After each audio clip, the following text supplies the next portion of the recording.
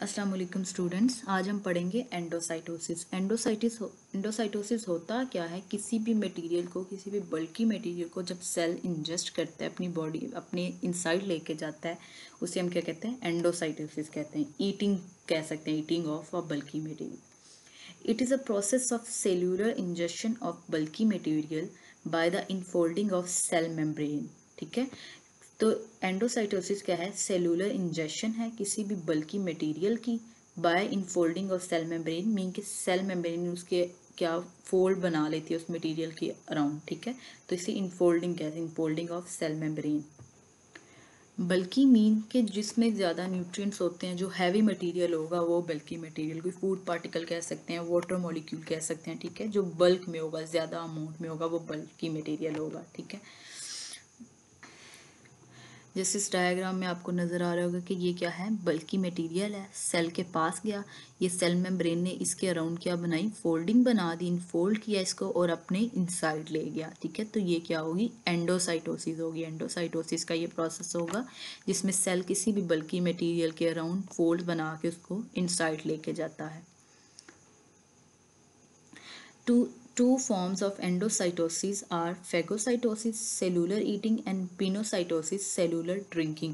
आगे एंडोसाइटोसिस को हम दो फॉर्म में डिवाइड कर देते हैं, एक फेगोसाइटोसिस होता है और एक पिनोसाइटोसिस होता है। ठीक है, in phagocytosis cell takes in solid material while in pinocytosis takes in liquid in the form of droplets. अगर सेल किसी सॉलिड मटेरियल को टेक इन करता है, किसी सॉलिड मटेरियल को इंजेस्ट करता है, तो वो क्या होगी? फेगोसाइटोसिस होगी। और अगर किसी लिक्विड मटेरियल को, लिक्विड मॉलिक्यूल को इंजेस्ट करता है लिक्विड मटेरियल को, तो वो क्या होगी? पिनोसाइटोसिस होगी। ठीक, ये पिक्चर देखें, ये क्या है? फेगोसाइटोसिस है। इसमें क्या है? सॉलिड मटेरियल को इनसाइड लेके जा रहा है। ठीक है, इंजेस्ट कर रहा है। और ये क्या है? पिनोसाइटोसिस है, जिसमें लिक्विड मॉलिक्यूल जो है, लिक्विड मटेरियल, जिसकी इंजेक्शन हो रही है, तो ये क्या है? पिनोसाइटोसिस। और ये क्या है? फेगोसाइटोसिस, ये पिनोसाइटोसिस।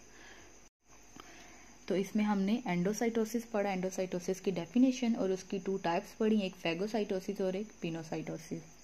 यहाँ पे एक पैराग्राफ है। In a colony of cells there are many cells and each cell perform all general function on its own. एक सेल की कॉलोनी में बहुत सारे सेल्स होते हैं। ठीक है, बहुत सारे सेल मिलकर एक कॉलोनी बनाते हैं, जहाँ पे बहुत सारे सेल्स एक साथ जमा हो, तो वो उसे हम कॉलोनी ऑफ सेल कह सकते हैं।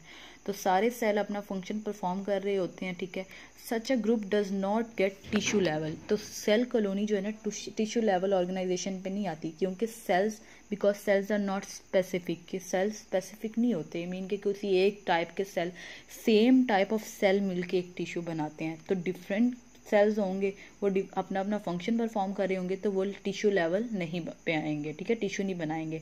And there is no coordination among them, और उनमें कोई कोऑर्डिनेशन नहीं होती, एक दूसरे से कोऑर्डिनेट नहीं कर रहे होते।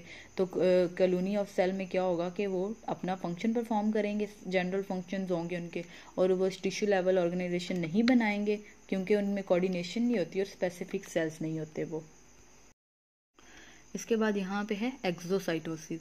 It is a process through which bulky material is exported out. तो वो प्रोसेस जिसमें हम बल्की मटेरियल को एक्सपोर्टेड आउट कर देते हैं, एक्सपोर्ट कर देते हैं, मीन बाहर निकाल देते हैं सेल से, वो क्या होता है? एक्सोसाइटोसिस होता है। This process adds new membrane which replace the part of cell membrane lost during endocytosis. और इस प्रोसेस में क्या होता है कि वो पार्ट, जहाँ वो सेल मेम्ब्रेन का पार्ट जिसने एंडोसाइटोसिस के प्रोसेस में इनफोल्डिंग बना के सेल को इनसाइड मूव करवाया था, इसमें वो पार्ट भी रीजनरेट होता है, दोबारा बनता है। ठीक है, वहां से ये एक्सोसाइटोसिस का प्रोसेस है। देखें, पहले एंडोसाइटोसिस हुई ना, ये बल्की मटेरियल क्या हुआ? सेल के इनसाइड मूव किया, और फिर इसी बल्की मटेरियल को इसमें से न्यूट्रिएंट्स लेने के बाद, इसकी ब्रेक डाउन करने के बाद, इसको सेल से मूव आउट करवा देना क्या होता है? एक्सोसाइटोसिस होता है। तो एंडोसाइटोसिस क्या है? जिसमें मटेरियल को इंजेस्ट करते हैं, सेल के इनसाइड लेके जाते हैं, और एक्सोसाइटोसिस जिसमें मटेरियल को आउटसाइड मूव करवाते हैं। ठीक है, तो आज के लेक्चर में हमने एंडोसाइटोसिस पढ़ा, इसकी टू टाइप्स पढ़ी, फेगोसाइटोसिस और पिनोसाइटोसिस पढ़ी, और हमने एक्सोसाइटोसिस